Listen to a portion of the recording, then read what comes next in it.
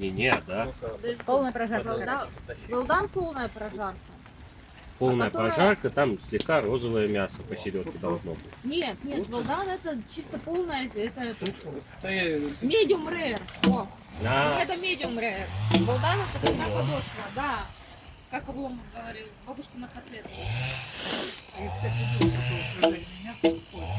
Я только не знаю, как вы будете крепить. Вот поэтому там свойства есть вашей градации. блюда. Кому что Да, нравится. да. Я вообще любитель управлять.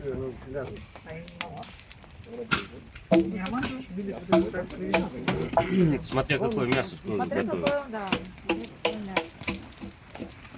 Свинину вообще ни хрена готовить. Жарить. Ну, сегодня